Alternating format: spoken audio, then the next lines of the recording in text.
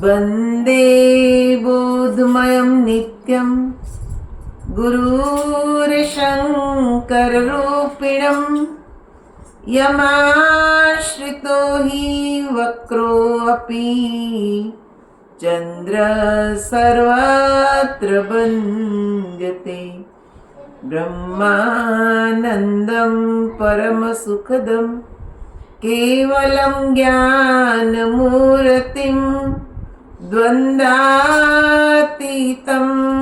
गगनसदृशं तत्त्वमस्यादिलक्ष्यम् एकं नित्यं विमल अचलं सर्वधि साक्षिभूतं भावातीतं त्रिगुणरहितं सद्गुरुं तं नमामि सद्गुरुं तं नमामि सद्गुरुं तं नमामि। बोल श्री सद्गुरुदेव महाराज की जगत जननी श्री माता जी की हृदय सम्राट श्री भोले जी महाराज की परमाराध्य श्री मंगला माता जी की कृष्ण कन्हैया लाल की सियावर रामचंद्र भगवान की उमापति महादेव की सनातन धर्म की। आदरणीय माता बहनों, आप लोग हमણાં खूब सुंदर सुंदर भजनों श्रवण कर्યું। आत्मा परमात्मा विषे पण भजन सांभळ्યું। तो एक भक्त ने भगवान नु मिलन लग्न स्वरूपे सांभळ्યું।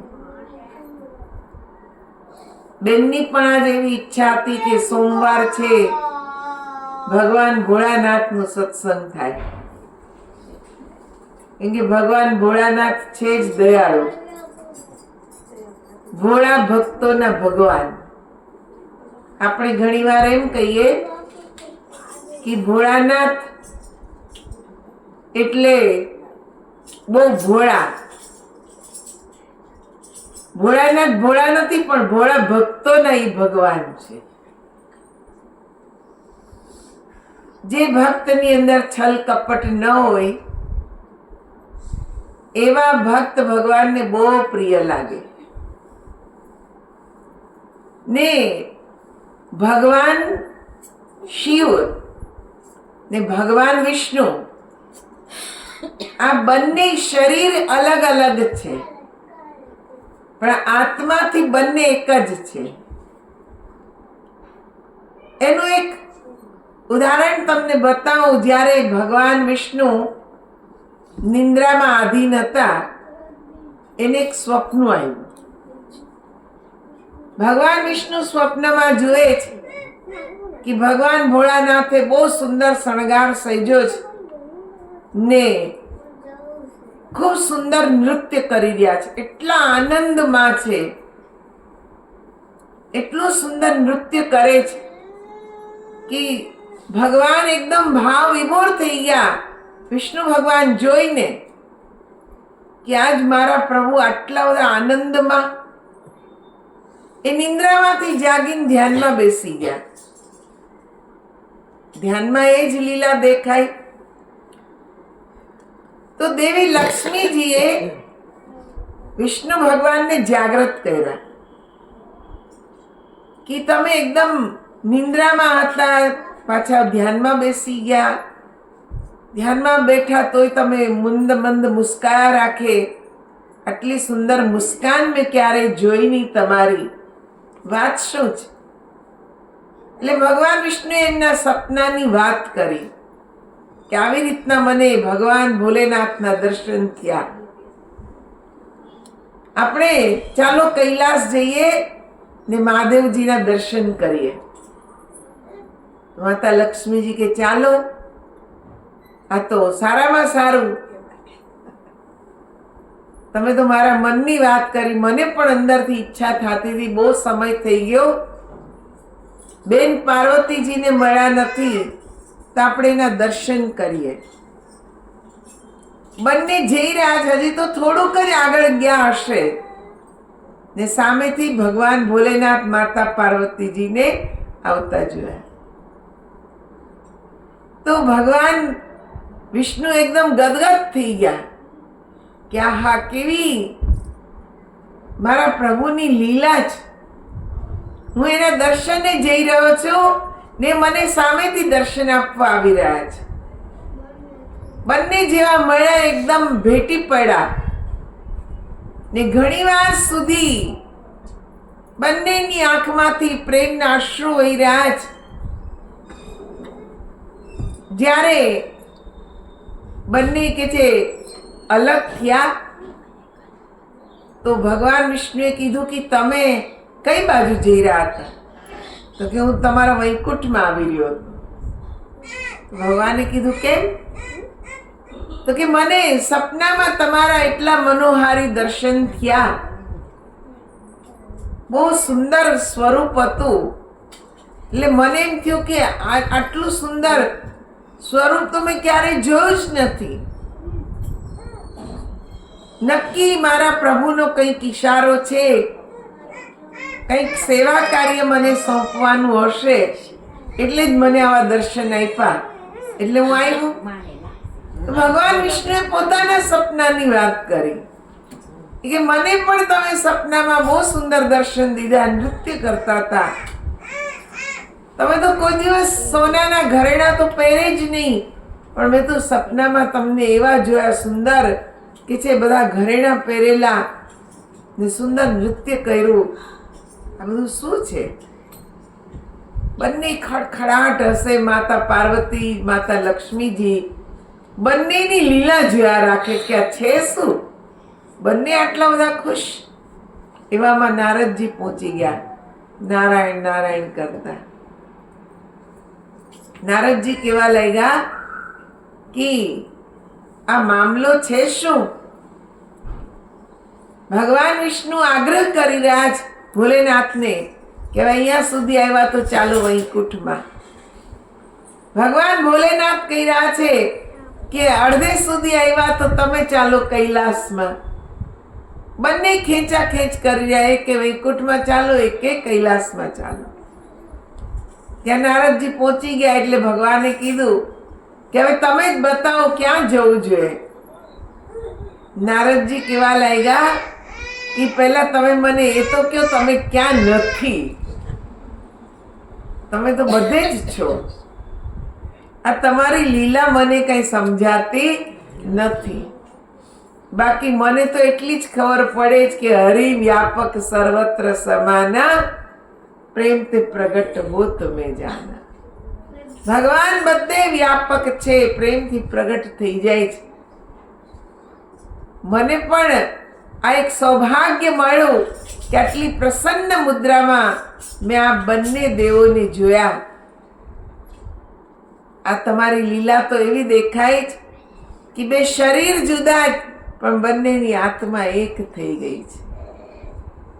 ત્યારે ભગવાન વિષ્ણુએ કીધું, નારદજી હવે તમે ઠીક સમજ્યા.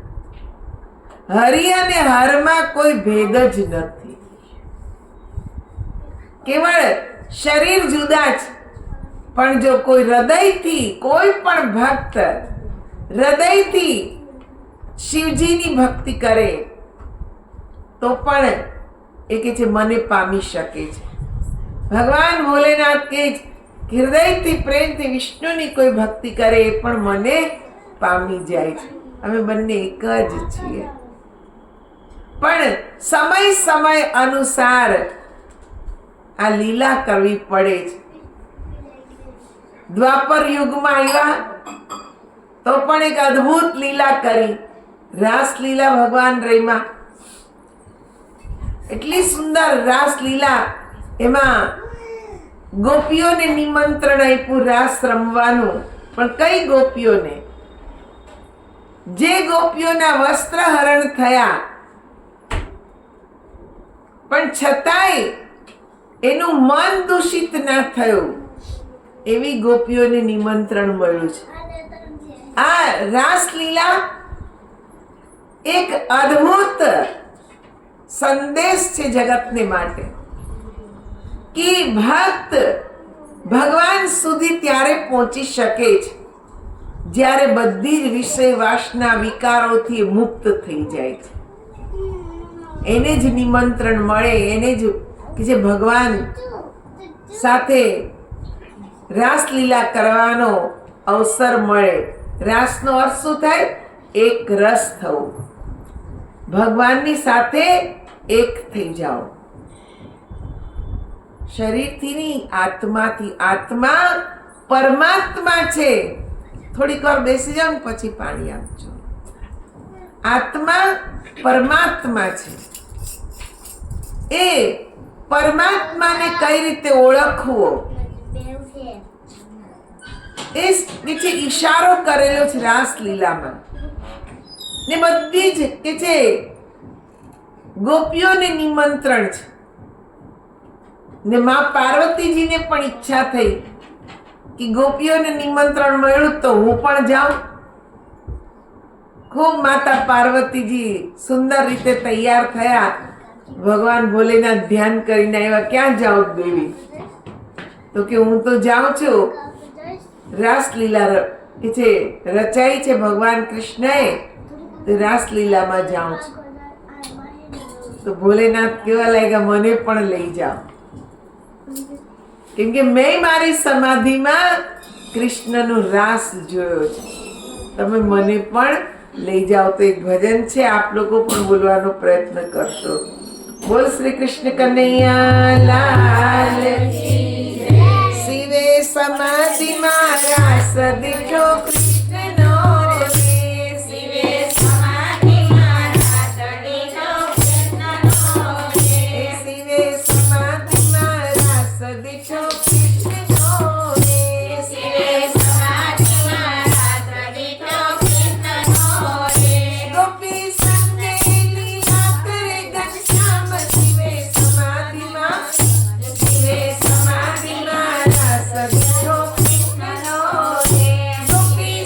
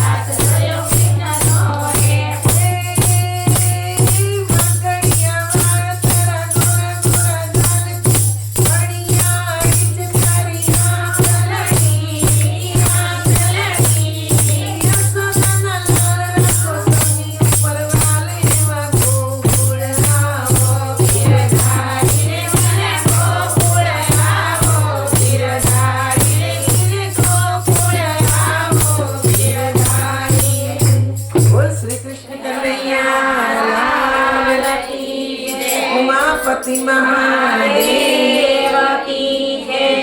તો જો સજનો માતા બહેનો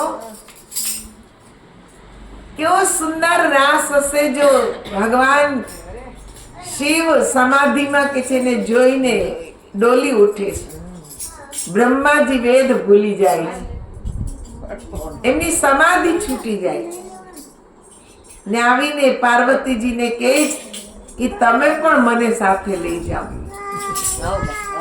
તો માં પાર્વતીજી કેવા લાગ્યા કે ત્યાં કોઈ પુરુષને આમંત્રણ નથી, તમને કેવી રીતે લઈ જાઉં?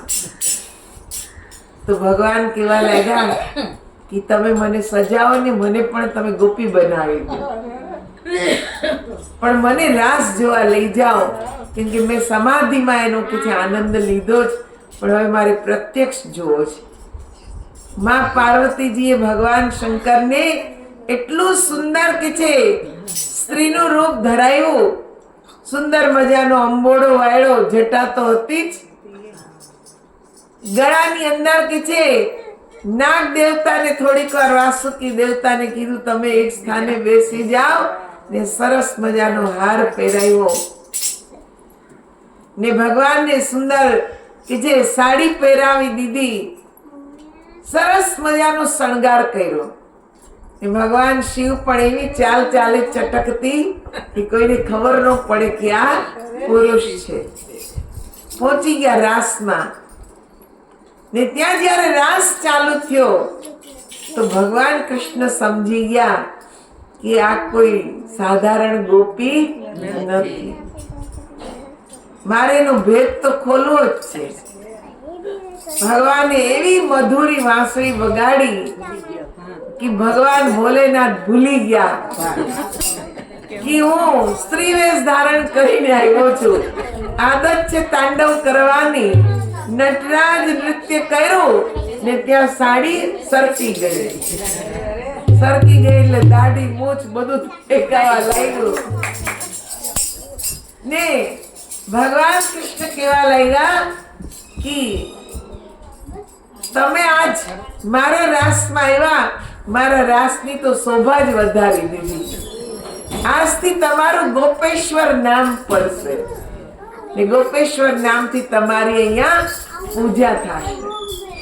પણ તમે જો કે જ્યાં હરિ છે ત્યાં હર આવી જ જાય ને જ્યાં હર મહાદેવ છે ત્યાં હરિ છે, આ બંનેમાં કઈ ભેદ જ નથી। પણ જેને ભક્તિનું અધૂરું જ્ઞાન હોય ને એ જ ભેદ માંગે છે, એની અંદર જ દ્વૈત ભાવ છે કે કૃષ્ણ અલગ, રામ અલગ, શિવજી અલગ, વિષ્ણુ અલગ, અરે બધા દેવ એક જ છે। અખિલ બ્રહ્માંડમાં એક તું શ્રી હરિ, જુજવે રૂપે અનંત ભાસ। આખા બ્રહ્માંડમાં એક જ હરિ છે, એક જ સ્વરૂપ, અને એ સ્વરૂપ છે પરમ પ્રકાશ રૂપ દીન રાતી, नहीं चाहिए कछु दिया घृत बाती। ઓલી ખંજરી લઈ લો, શું કે છે પરમ પ્રકાશ રૂપ દિન રાતી। ભગવાન છે પરમ પ્રકાશ સ્વરૂપ છે ને રાત દિવસ એ પ્રકાશી રહ્યા છે, એને પ્રકાશવા માટે ઘી દીવા બત્તીની જરૂર પડતી નથી, સ્વયં પ્રકાશિત છે। એવા પ્રકાશ સ્વરૂપનું જ્યારે જ્ઞાન થઈ જાય ત્યારે આપણી અંદરથી ભેદ સમાપ્ત થઈ જાય, પછી બધા એક જ લાગે, ના કોઈ મોટા ભગવાન ના કોઈ નાના, ના તારા ના મારા, બધાના જ એક જ ઈશ્વર।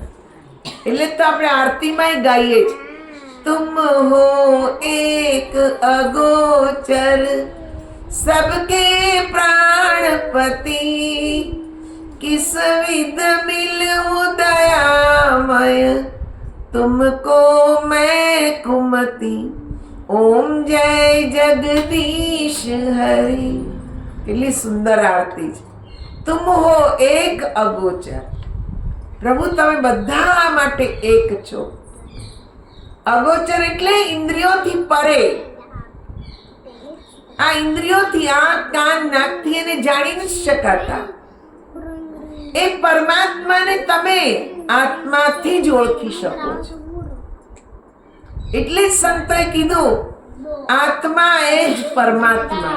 આપણી અંદરનો જે આત્મા છે એ પરમાત્માનો જ અંશ છે.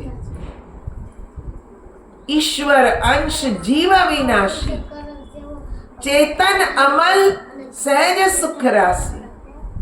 કીધું કે ઈશ્વરનો અંશ છે, ચેતન છે, અમલ, એમાં કોઈ મલ વિક્ષેપ, કોઈ પણ વાય કે છે વિકાર એની અંદર નથી. નિર્મલ ને બધા માટે એક જ. તુમ હો એક અગોચર સબકે પ્રાણપતિ.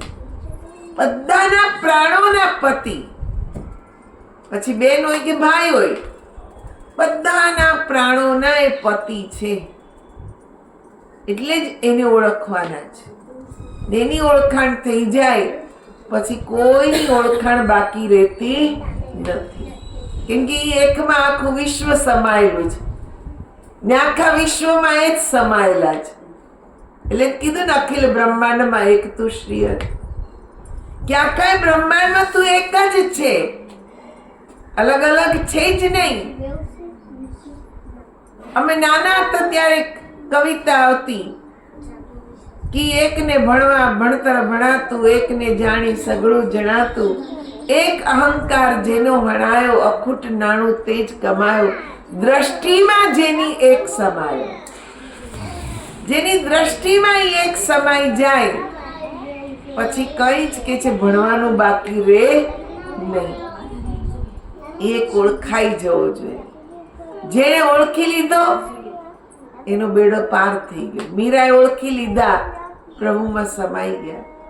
ધ્રુવ પ્રહલાદને જ્ઞાન થઈ ગયું, એકને ઓળખી લીધા, એમનું પણ જીવન કે છે ઉજ્જવળ બની ગયું. શરીરથી કોઈ અમર નથી રહેતું, પણ નામથી અમર થઈ ગયા.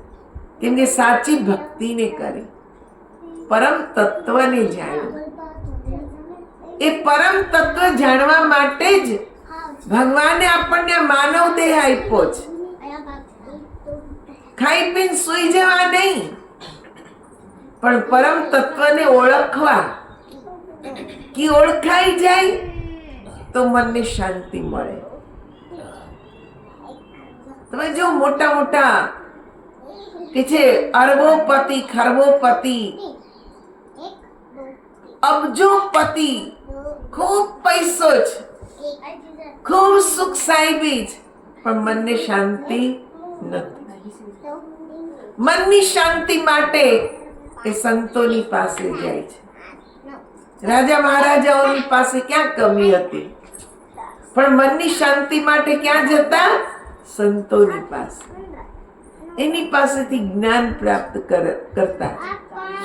એક સંત હતા ને, એ રાજાના રાજમહેલ પાસે જઈ એક ધૂળનો મોટો ઢગલો ને એના ઉપર જઈને બેસી ગયા ને સવાર સવારમાં બોલે, कुछ राजा जैसी बीती, कुछ उससे भी अच्छी, कुछ राजा जैसी बीती, कुछ उससे भी अच्छी. રાજા સવારમાં ઉઠીને બાલ્કનીમાં જેવા આવ્યા એટલે ઓલા સંતને બોલતા સાંભળે. એટલે એમણે એમના મંત્રીને બોલાવ્યા કે ઓલા સાધુને અહીંયા લઈ આવો રાજમહેલમાં. એ ક્યારના બોલી ગયા, कुछ राजा जैसी बीती, कुछ उससे भी अच्छी, क्या मेरे से अच्छा बीता. મંત્રી ગયા સંત પાસે કે ચાલો તમને રાજા બોલાવે છે. રાજાના ઘરનું તેડું આવ્યું છે. તો સંત કે કોણ રાજા? હું તો એક જ રાજાને ઓળખું છું, પરમ પિતા પરમાત્મા. બાકી કોઈ રાજાને ઓળખતો નથી. કે આ મહેલમાં રહે છે ઈ રાજા. તમે ક્યારના બોલો જ કુછ રાજા જૈસી બીતી કુછ ઉસસે ભી अच्छी. તો રાજા જાણવા માંગે તો કે રાજાને કામ છે ને એને જાણવું જ ને, મારે તો જ જાણવું. જેને જાણવું હોય એ મારી પાસે આવે. સાધુને તો આખી દુનિયા એક સરખી, ભલે રાજા હોય કે રંક હોય, બધા એક સરખા. એને જાણવું હોય તો એ આવે, મારે કઈ જાણવું નથી. મંત્રી આવ્યા, ઈ કે એને તો આવો જવાબ દીધો. ઈ કે હે એને મારી બીક નો લાગી? ઈ કે એને તો એમ કીધું હું એક જ રાજાને ઓળખું છું, અને ઈ છે પરમ પિતા પરમાત્મા, બાકી કોઈ દુનિયામાં રાજા છે જ નહીં. એટલે કે રાજાને જાણવું જ ને તો ઈ મારી પાસે આવે, મારે કઈ જાણવું નથી એની પાસેથી, મારે એની પાસે કઈ લેવું નથી, તો હું શું કામ આવું? રાજાને આવવું પડ્યું. રાજા આવ્યા, પ્રણામ કર્યા ને પૂછ્યું, મહારાજ તમે ક્યારના બોલી રહ્યા છો कुछ राजा जैसी बीती कुछ उससे भी अच्छी, इसका मतलब क्या है? तो साधु महात्माए કીધું કે જે સમય તમારો ઊંઘમાં વીત્યો એ સમય તમારો ને મારો એક સરખો હતો. કેમ કે ઊંઘમાં કોઈને ખબર નથી હોતી કે આપણે રાજા છીએ પ્રજા છીએ, ક્યાં સૂતા છીએ, ધૂળમાં કે પલંગમાં, કાંઈ ખબર નથી હોતી. તો જે સમય ઊંઘમાં વીત્યો એ તમારો ને મારો એક સરખો હતો. પણ હું જાગ્યો એટલે જાગીને પરમાત્માને યાદ કર્યા, એનું સ્મરણ કરું છું, ને મને બહુ આનંદ આવી રહ્યો છે. હું જ્યાં સુધી જાગ્રત રહું ત્યાં સુધી બસ પરમાત્માનું ભજન કરું. કોઈ ભક્ત આવે ભગવાનને ગુણગાન ગાઉં, એ સમય મારો એટલો આનંદમાં વીતે, તો એ તમારા કરતા મારો સારો વીતે છે. તમે જાગો તો તમને પ્રજાની ચિંતા, ન્યાય કરવાની ચિંતા હે ને, આને મળવું, આને ટેક્સ નાખવું, આને આમ કરવું, આ બસ તમે આ ચિંતામાં જ રહ્યો છે. તમારા મનને કઈ સુખ હોતું નથી. ઘણી બધી રાણીઓ, એના અંદર કાવા દાવા, તમે એને સુલઝાવવામાં જ તમારો સમય જાય છે.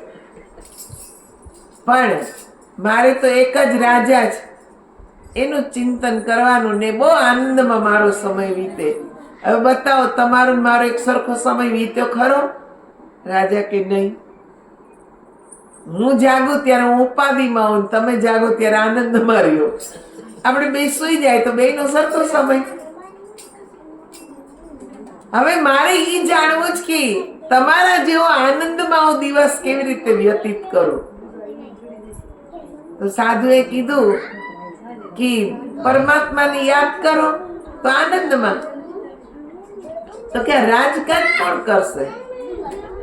તો સંતે કીધું કે ભગવાન ક્યાં ના પાડે છે રાજકાજ કરવાની? એ કરો ને, તમારે તો હાથથી કરવું જ ને. ભગવાનનું ભજન તો એવું છે કે જે શ્વાસોશ્વાસમાં વણાયેલું છે. તમે રાજ્ય કરો ને ભગવાનનું ભજન કરી શકો. તો કે એમ એવું થાય? સાધુ મહાત્મા ક્યાં થાય જ ને. એ થાય એટલે જ હું તમને કહું છું કે એવું થઈ શકે. કરશે કર્મ કરો વિધિ નાના, મન રાખો જહાં કૃપા નિધાના. હાથથી અનેક કર્મ કરો પણ મન પરમાત્મામાં જોડી રાખો. એ કે મહારાજ હવે તો તમારે મારા રાજમહેલમાં આવવું જ પડશે. મારા ગુરુ તરીકે હું તમને મારા મહેલમાં લઈ જાઉં, રોજ મને સત્સંગ સંભળાવો ને મને આ જ્ઞાન કરાવો. હવે મારે એને જાણવું જ છે કે કેવી રીતે આનંદમાં સમય વીતે. બાકી આ જિંદગી તો બરબાદ જ થઈ જવાની છે. આ સંસારમાં માયાની આટી ઘૂંટીમાં, મોહ માયામાં એવા ફસાઈ જાશું કે ક્યારે મૃત્યુ આવીને ઊભું રહી જશે ખબર પડવાની નથી. પણ ભગવાને આ થોડોક સમય આપ્યો જ. તમારા જેવા સંતે આવીને મને આટલો જાગૃત કર્યો. આ તમારા શબ્દો જ જો મેં ન સાંભળ્યા હોત તો હું અહીંયા તમારા ચરણોમાં આવત નહીં. પણ તમારા શબ્દે મારા સુતેલા મનને જગાડી દીધું. હવે મારે જાણવું છે કે પરમાત્માનું નામ કેવી રીતે લેવાય। રામ કે છે રાજકાજ કરતા કરતા કેવી રીતે હું ભગવાનને યાદ કરી શકું, આનંદમાં સમય વિતાવું, એ મને રસ્તો બતાવો। સંતને મહેલમાં લઈ ગયા, ખૂબ રાજા સેવા કરે, સમય મળે એટલે સંતની સેવામાં હાજર થઈ જાય, સત્સંગ સાંભળે ને ત્યારબાદ એક દિવસ રાજાથી રડી પડાયું કે હવે તો મને જ્ઞાન આપો, હવે તો મને નીંદરે આવતી નથી।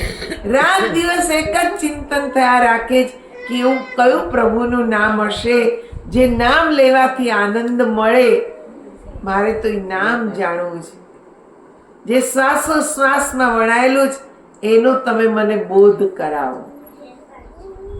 જ્યારે મહાત્માજીએ જ્ઞાન આપ્યું ને રાજા ભજન ધ્યાન કરવા લાગ્યા, સંત તો જ્ઞાન આપીને ચાલતા થઈ ગયા। ફરી કે છે 4-5 વર્ષ પછી ફરતા ફરતા એ ગામમાં આવ્યા, રાજાને ખબર પડી ગુરુદેવ આવ્યા છે, સામે ચાલીને કે છે એમને સામયું કરીને પોતાના રાજમહેલમાં લઈ આવે છે ને રાજા કહેવા લાગ્યા કે મહારાજ ગુરુદેવ, તમે તો મારું જીવન બદલી નાખ્યું, હવે તો મારો સમય એટલો આનંદમાં વીતે છે, રાજકાજમાં ક્યાંય રૂકાવટ નથી, બલકી પ્રભુ ધ્યાન કરતા કરતા તો હું બહુ સારી રીતે રાજ કરું છું, મારા રાજ્યમાં પ્રજા ક્યાંય દુખી નથી, આ પ્રભુનો જ પ્રતાપ છે, તમારા આશીર્વાદ છે કે મને સાચું જ્ઞાન મળ્યું। તો જો સજ્જનો આપણે આ જીવન ભગવાને દીધું છે તો આમનામ વેડફાઈ ન જાય એના માટે જાગૃત થવાનું છે। જાગો રે જીન જાગના, અબ જાગન की बार, फिर क्या जागे नानका जब सोए पांव पसार, कि जागो, आ जागવાનો સમય। ભગવાન ભોલેનાથ જે મુક્તિના દેવતા છે, કલ્યાણકારી દેવતા છે, એ સ્વયં ધ્યાન કરે છે, એને ધ્યાન કરવાની જરૂર પડે છે। ભગવાન કે છે વિષ્ણુ પણ યોગ નિંદ્રામાં ચાલ્યા જાય છે। જે કે છે મહાપુરુષ આવ્યા, માનવ શરીર ધારણ કરીને બધાએ ધ્યાન સાધના કરી, શું કામ? એક દિવસ રામકૃષ્ણ પરમહંસને કે જે એમણે એમના ગુરુદેવ તોતાપુરી એમને પ્રશ્ન કર્યો કે ગુરુદેવ તમે શું કામ રોજ ધ્યાન કરો છો? તો તોતાપુરીજી કહેવા લાગ્યા, રામકૃષ્ણ તું રોજ મારો આ પાણી પીવાનો લોટો જે છે પિત્તળનો, એને રોજ માંજે છે? તો કે હા। કે શું કામ માંજે છે? તો કે ગુરુદેવ જો ન માંજુ 2 દિવસ તો લોટો કાળો થઈ જાય। તો તોતાપુરીજી કહેવા લાગ્યા, બસ આપણું આ મન છે ને એ આ પિત્તળના લોટા જેવું છે, એને જો ભગવાનનું કે જે ભજન ના કરાવીએ, ધ્યાન ના કરીએ તો આ મને કે છે કટાઈ જાય, એમાંય બહુ મેલ ચડી જાય। એટલે ધ્યાન કરવાનું કે મન ઉપર માયાનો મેલ ચડે નહીં। કામ તો બધા છે જ ને કરવાના જ છે, પણ મન એ પરમાત્મામાં લાગેલું રહે, પરમાત્માનું ચિંતન કરે। એવો સરળ ભક્તિનો જે માર્ગ છે એ માર્ગ સંતો પાસેથી જાણવાનો છે। જો એ નહીં જાણીએ તો જીવન આમનામ પૂરું થઈ જશે। કેટલા આવ્યા નોયા ગયા, આપણી એમાં જ ગણતરી થઈ જશે, હતા ન હતા કોણ આપણને યાદ કરશે? અને તમે જો મીરાને, સબરીને, ધ્રુવ પ્રહલાદને, કબીર સાહેબને, ગોપીચંદને, આ બધાને લોકો યાદ કરે, શું કામ? કેમ કે ભગવાનની ભક્તિ કરી, સાચા માર્ગને જાણ્યો। આ સાચા માર્ગને જાણવાનો, ભક્તિ સાચી કઈ છે એને સમજવાની છે ને સંતોની પાસે ગયા વગર આ ભક્તિ ઓળખાશે નહીં। નહીં સમજી શકીએ આપણે કે ભક્તિ કઈ રીતે કરાય। તો સમય પણ થઈ ગયો છે. આપ લોકોએ જે સાંભળ્યું એના ઉપર મનન કરજો, વિચાર કરજો ને આ જીવનને ઉજ્જવળ બનાવજો. બોલ શ્રી સદગુરુદેવ મહારાજ કી જય. એકાદશીના દિવસે આપણે સત્સંગ કરશું તો આપ લોકો આવીને સત્સંગથી લાભ ઉઠાવશો. બોલ શ્રી સિયાવર રામચંદ્ર ભગવાન કી જય.